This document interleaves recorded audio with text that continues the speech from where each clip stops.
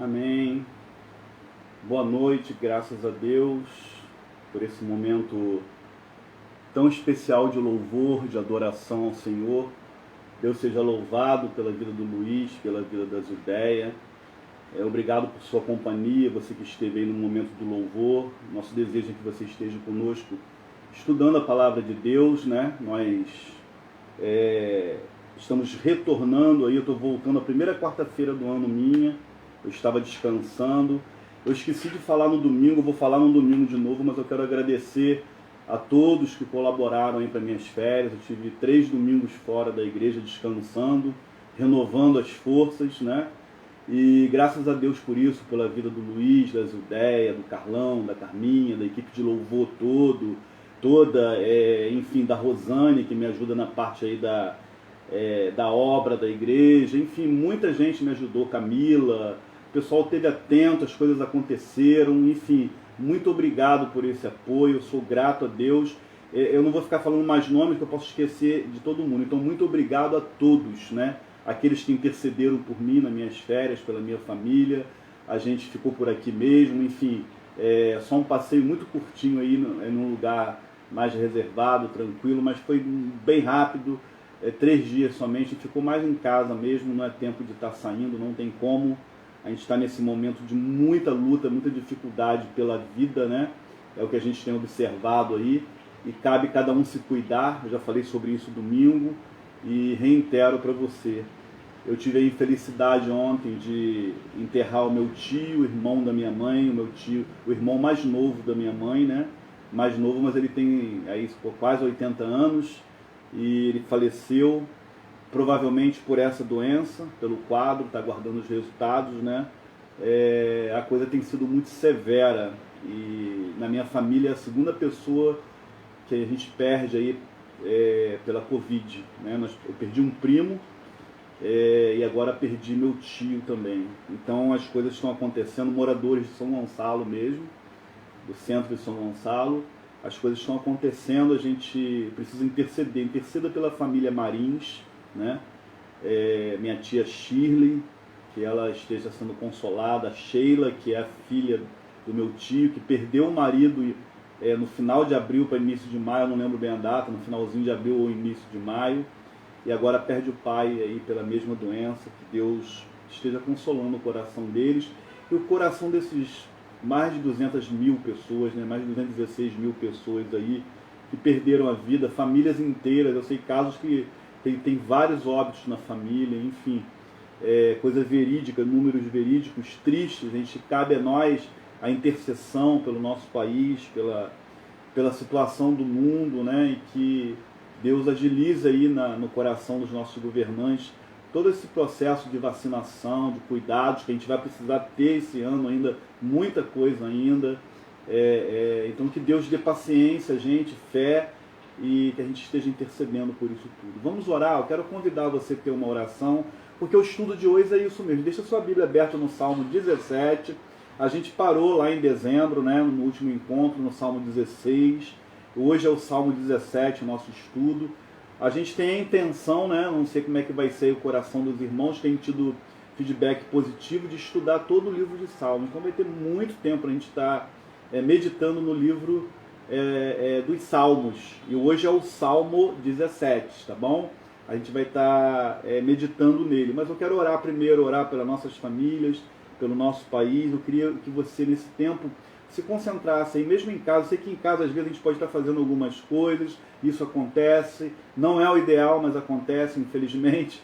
Culto é tempo de a gente parar e ficar ali focado naquilo que Deus quer falar com a gente, mas eu entendo também que a luta é muito corre-corre do dia a dia, mas nesse tempinho dá uma paradinha aí para você orar conosco, porque a oração é muito importante nesse tempo que a gente está vivendo, para nós e para nossa família, para o nosso mundo, para o nosso país, tá?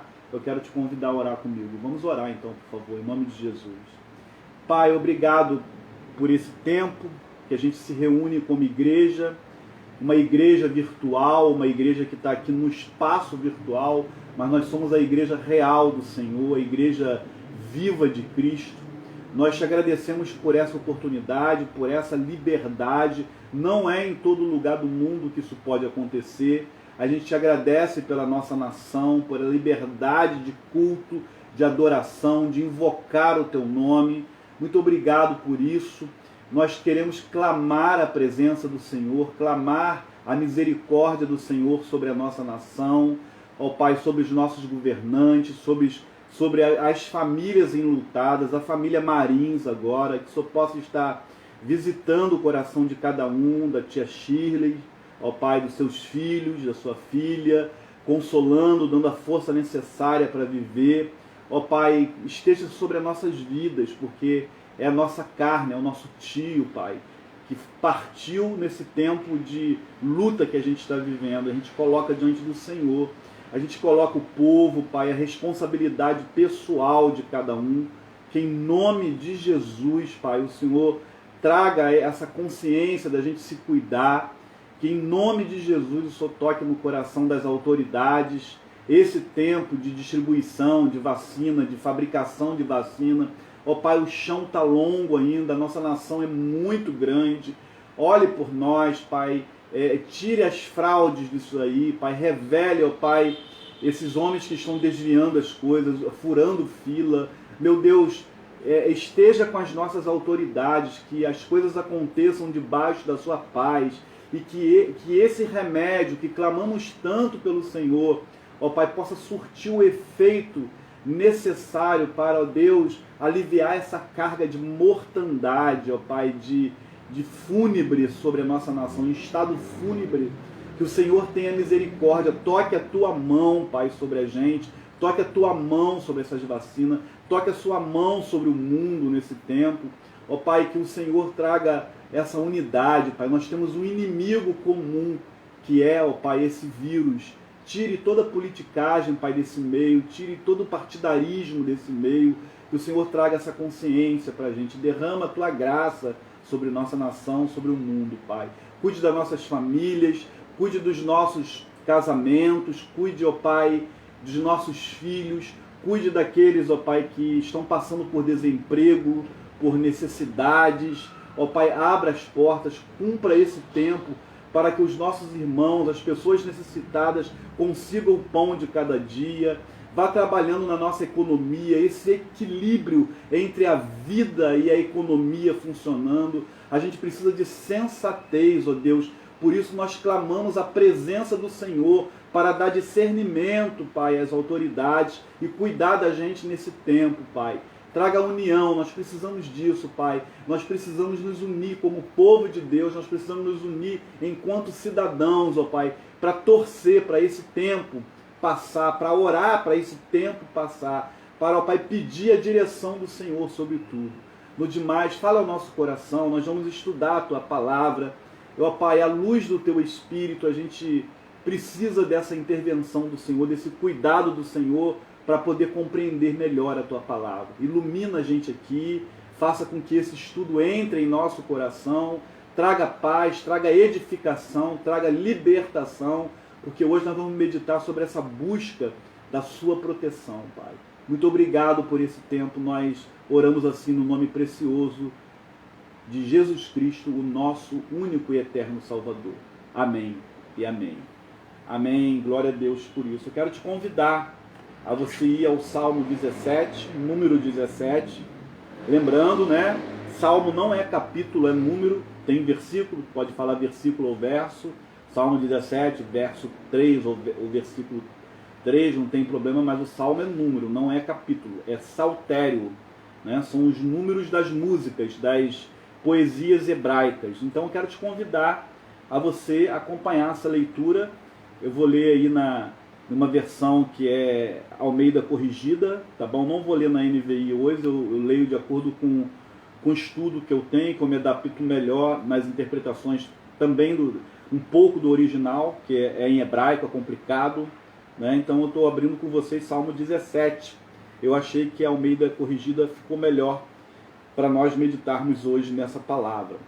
Ele tem 15 versículos, e esse salmo eu vou ler primeiro, depois eu comento, venho comentando com vocês, a gente vai aplicar ele às nossas vidas, tá bom? Vamos nele então? 17, a partir do versículo 1. Ouve, Senhor, a justiça, atende ao meu clamor, dá ouvidos à minha oração, que não é feita com lábios enganosos. Saia a minha sentença diante do teu rosto, atendam os teus olhos à razão. Provaste o meu coração, visita-me de noite, examina-me, e nada achaste. Propus que a minha boca não transgredirá. Quanto ao trato dos homens, pela palavra dos teus lábios, me guardei das veredas do destruidor. Dirige os meus passos nos teus caminhos, para que as minhas pegadas não vacilem.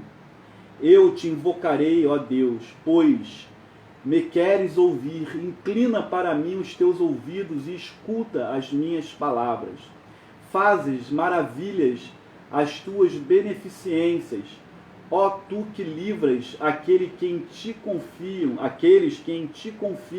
dos que se levantam contra a tua destra. Guarda-me como a menina do olho, esconda-me debaixo da sombra das tuas asas. Dos ímpios que me oprimem, dos inimigos mortais que me andam cercando. Na sua gordura encerram com a boca e falam soberbamente. Tem-nos cercado com os nossos passos. Tem-nos cercado agora os nossos passos, e baixaram os teus olhos para a terra.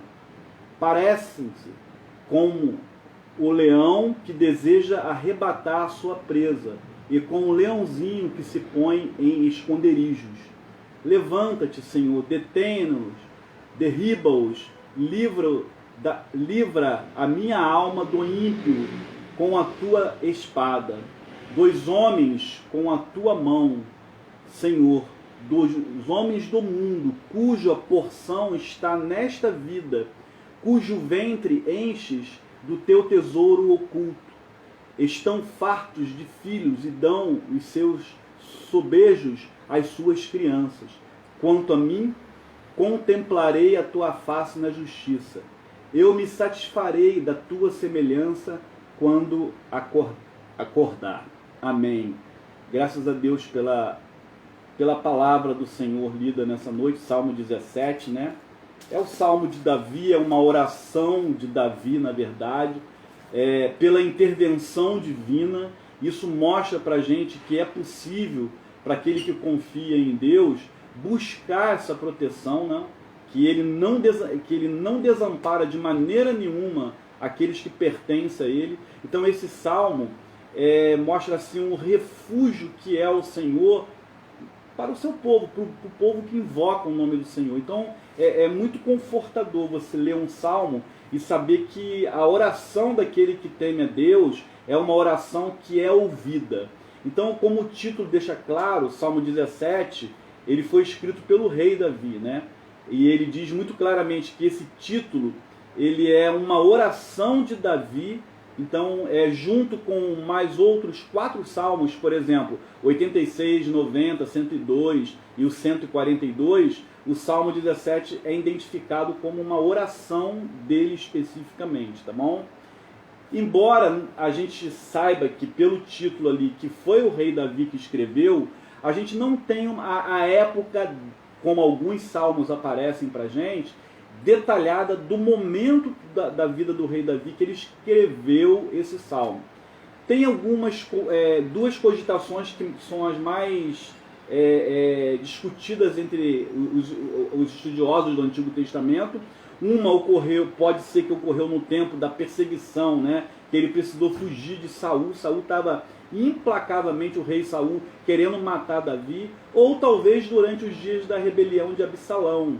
Então, ou seja, na verdade é um tempo de angústia que ele necessitava de livramento, de proteção divina, que ele estava sendo perseguido e era uma perseguição de morte sobre a vida dele. Realmente queriam tirar a vida de Davi e ele recorre ao auxílio e proteção de Deus. Esse salmo pode ser dividido em 3 partes, embora tenha 15 versículos, a gente pode dividir ele em 3 partes aí. A primeira são verbos, né? examina-me, Senhor, a segunda parte é guarda-me, Senhor, e a terceira parte fica livra-me, Senhor.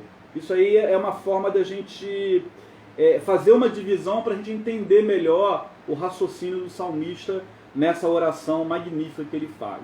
Então vamos lá, a primeira parte, examina-me, Senhor. Vai do verso 1 ao verso 5, ao versículo 1 até o versículo 5. Essa primeira parte desse salmo, Davi começa a sua oração pedindo que o Senhor venha examiná-lo. Primeiro, ele suplica para que Deus dê ouvidos, os ouvidos de Deus estejam inclinados à sua oração, pois a palavra dos lábios dele não são palavras enganosas, não são palavras mentirosas. Há um clamor de gente verdadeira e por verdade. Essa é a intenção do salmista ao iniciar esse versículo 1. Então, você reparou que Davi, não sei se você conseguiu ver isso, né? Eu sei que é uma leitura só, não sei quem já leu, quem sabia que a gente ia estudar o Salmo 17, mas Davi tem na sua mente uma cena retratada de um tribunal diante do rei. Só que o rei aqui não é um rei terreno, é o rei do universo. Mas é um tribunal. Nesse salmo, basicamente, ele se aproxima em oração diante do tribunal divino, do grande rei do universo, de toda a terra, do Criador dos céus e da terra. E ele recorre a esse que é o juiz de toda a humanidade, que julga, segundo o versículo 2, com equidade, com justiça. Né? Em outras palavras, o Salmo 17, Davi leva a sua causa a Deus, o único que realmente, na percepção dele, é capaz de livrá-lo e promover justiça na vida dele. Não justiça do homem, mas uma justiça divina, uma justiça que venha do trono de Deus. Em seguida, ele vai aprofundando a ideia e ele clama para ser examinado pelo Senhor, pois isso pode assim fundamentar a sua causa. Ali diante desse tribunal, ele vê dessa forma aí. Para mostrar o quê? A sua inocência. Então, nesse sentido, ele vai dizer: sonda meu coração, de noite me visita, e não achou mal nenhum em mim, não achou iniquidade nenhum em mim, não achou pecado nenhum em mim, não achou transgressão na minha boca, me sonda. Ele não está alegando, vê se você entende aqui, por favor, ser uma pessoa perfeita sem pecados, não é isso. Mas ele está alegando ser inocente diante da perseguição específica levantada contra ele. Não é que, poxa, eu sou perfeito, Deus, olha para mim que eu sou um religioso, olha para mim porque eu creio em Ti, eu ando não é isso.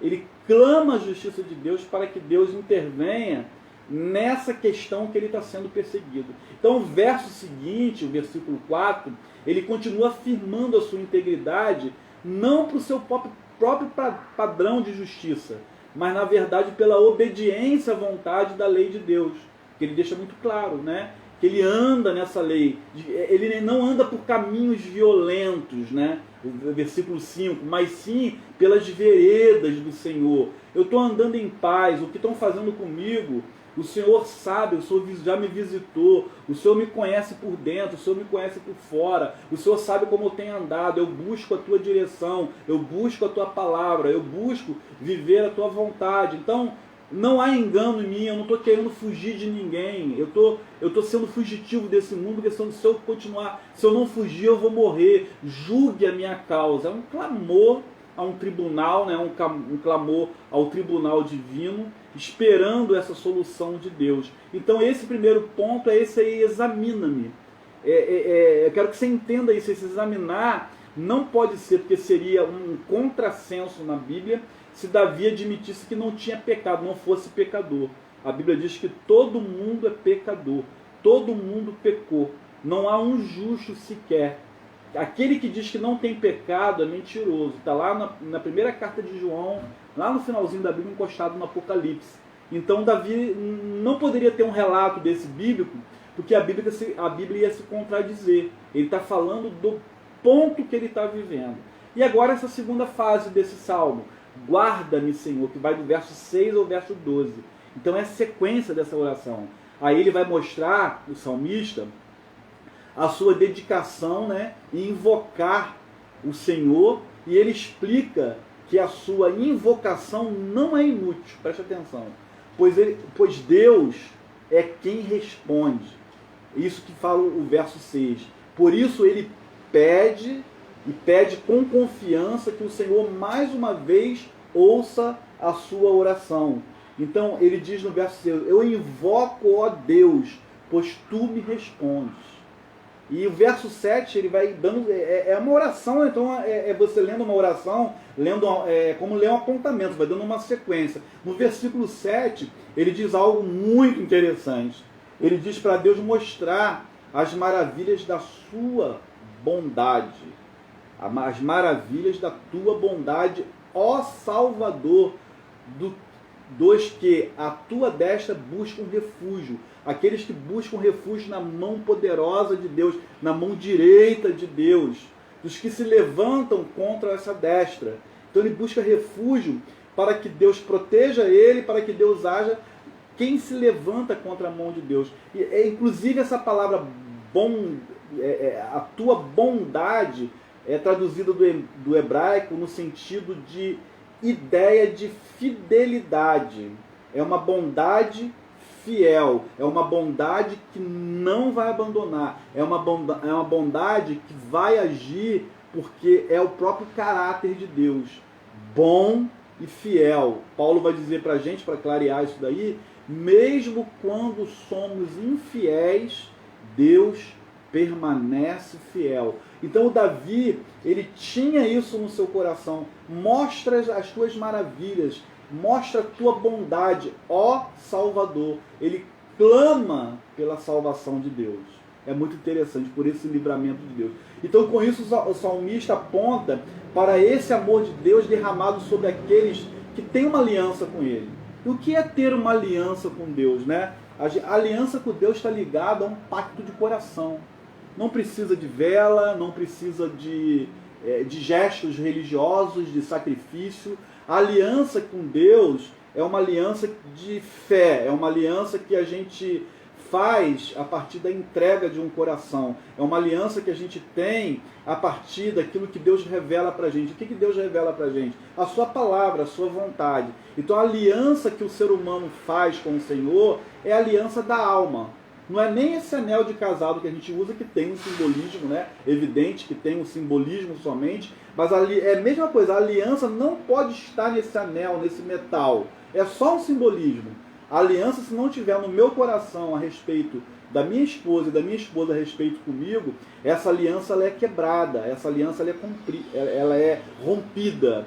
Então por isso que fala dessa bondade fiel, que de maneira nenhuma pode se corromper. E ele está apontando para esse amor de livramento de Deus, de quem tem a aliança com Ele, a aliança de alma, de coração.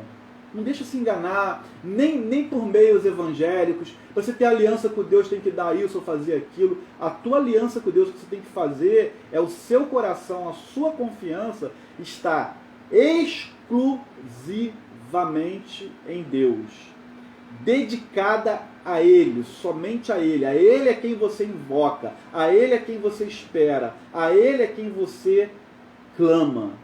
Você não divide esse pedido com mais ninguém, com isso ou com aquilo, é a Deus. Esse é o sentido da aliança. Ela é inviolável de Deus para a gente, e a gente tem que fazer essa aliança com Deus também. Então, ancorado, né, nessa fidelidade do amor de Deus revelado para o povo da aliança, Davi entende que a presença protetora de Deus ela é real para o povo dele. E ele vai dizer no versículo 8 e 9, guarda-me como a menina dos olhos, esconde-me à sombra das suas asas, dos perversos que me oprimem, os inimigos que me assediam de morte. Olha o que eu falei no início, na introdução.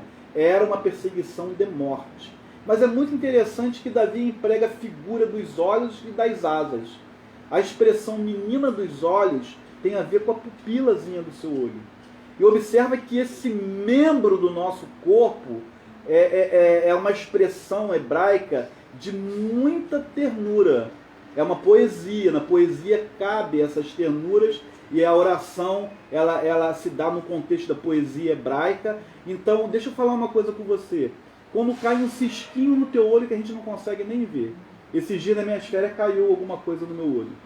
Eu lavei com soro, eu lavei com água, enfiei a cabeça dentro d'água para tentar tirar, ninguém via nada, não conseguia nem ver. O olho é muito sensível, guarda-me como a menina dos olhos.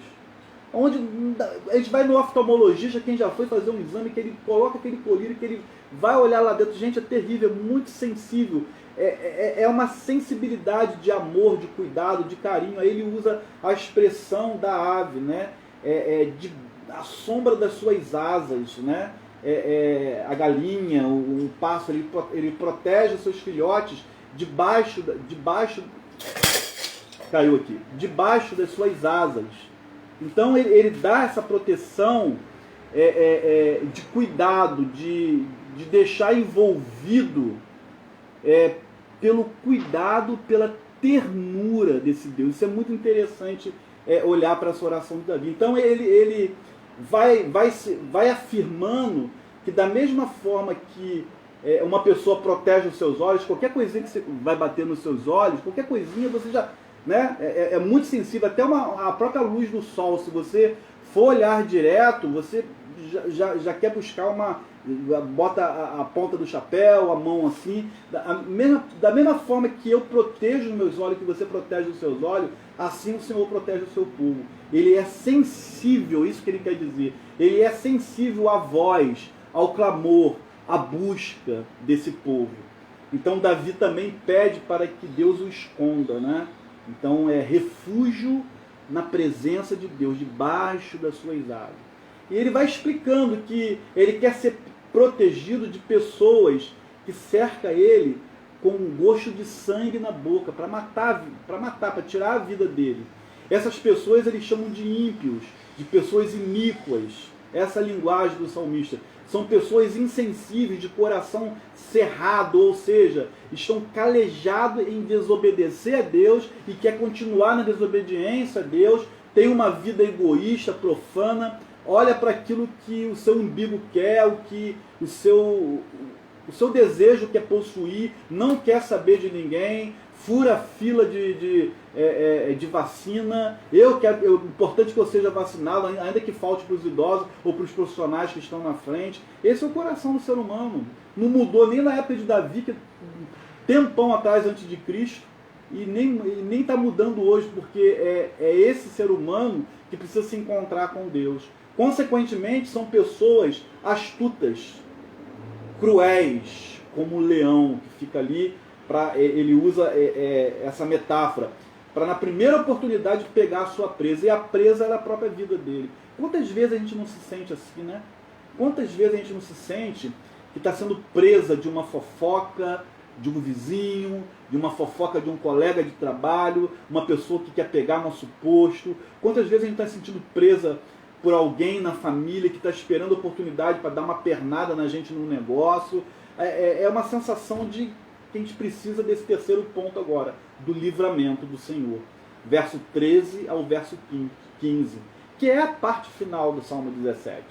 Então ele pede pela intervenção direta de Deus contra os seus adversários. O pedido de Davi não é por vingança. A gente, quando vai ler o Antigo Testamento, tem que ter um cuidado com isso. Mas por justiça. Davi não pede que Deus se levante contra aqueles que são os seus inimigos, mas também, principalmente, porque são inimigas de Deus.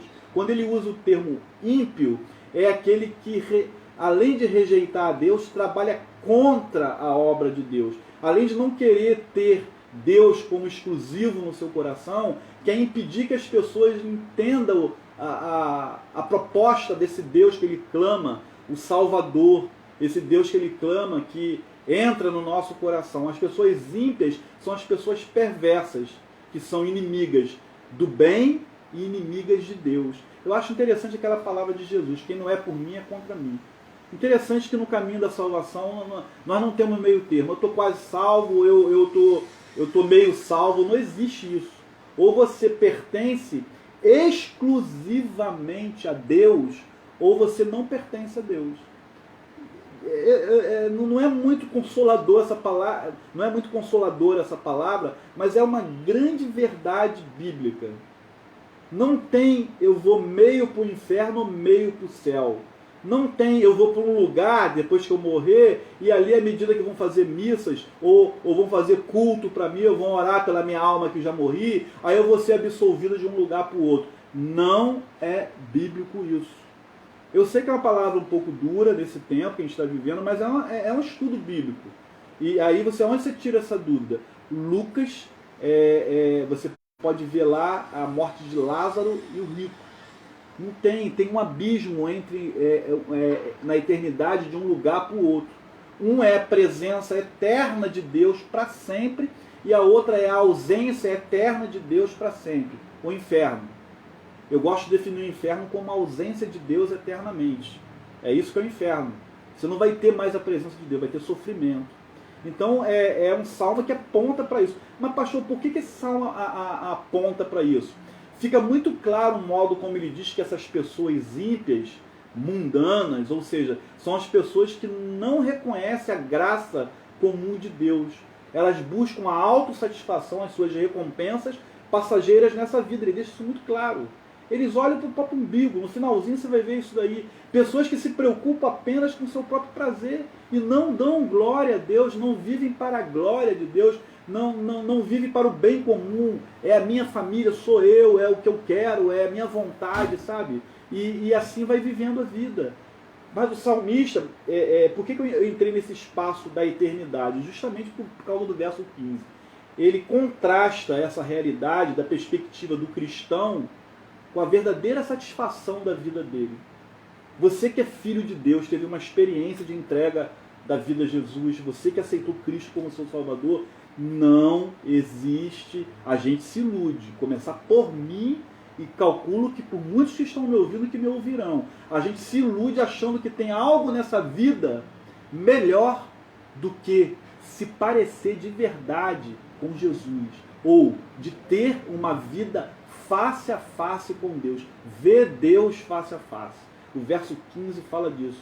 Eu, porém, na justiça contemplarei a tua face. Quando acordar, eu me satisfarei com a tua semelhança. Olha que coisa interessante. É muito rico, porque a satisfação do povo de Deus não consiste no tesouro desta terra. É isso que ele falou do ímpio. Não, eu quero ter, eu quero viver, eu quero ser feliz. Tudo bem, a gente pode querer ter, viver, ser feliz, mas Deus está acima disso e de tudo e de todos, inclusive do que eu quero.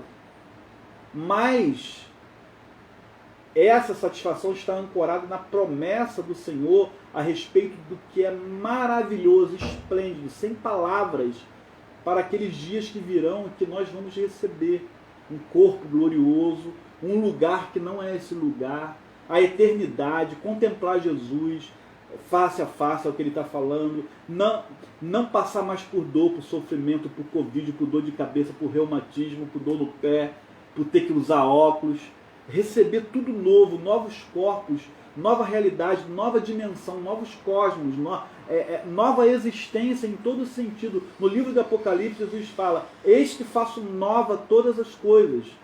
É a eternidade, a grande promessa de Deus para aquele que contempla e se satisfaz com a tua semelhança.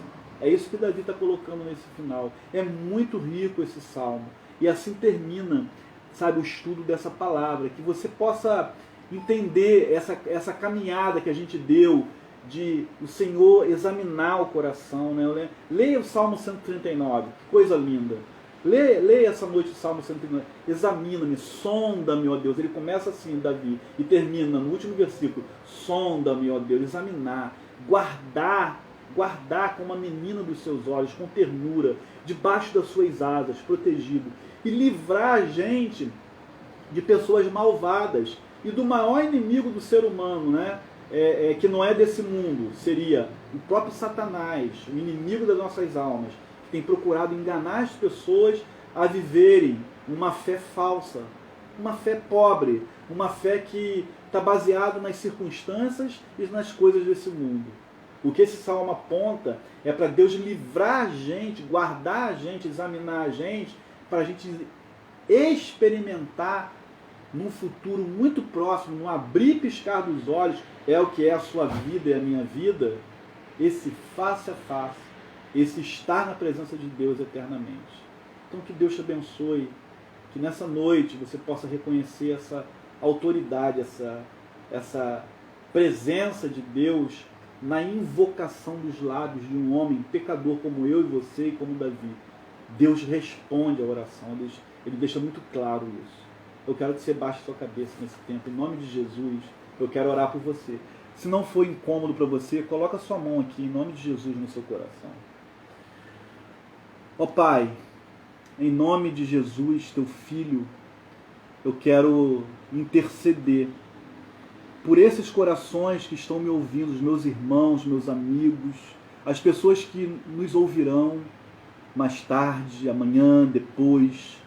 Ó Pai, que aqueles que ainda não conseguiram ter essa fé exclusiva no Teu nome, ó Pai, que no poder do Espírito Santo do Senhor, ó Pai, na autoridade da ministração da Tua palavra, onde o Teu Espírito age no coração, ó Pai, que essas pessoas possam Te reconhecer como o único Deus suficiente, mas nada nessa vida, nem riqueza, nem nada, nem caminho nenhum que não seja Jesus Cristo, Pai.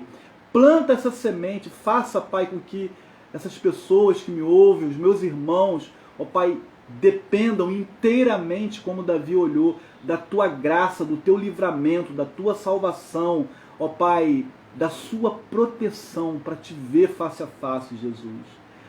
Ministra a Tua salvação nessa noite, para a Tua glória e para o Teu louvor. Nós oramos em nome de Jesus e seja, ó Pai, o juiz da nossa vida, diante das causas que nós temos passado, dos limites que a gente tem vivido. Ó Pai, seja o nosso juiz, julgue as nossas causas na justiça dos homens, mas principalmente na Tua boa mão, na autoridade do Senhor, que haja justiça nesse mundo, para a Tua glória e para o Teu louvor, Pai.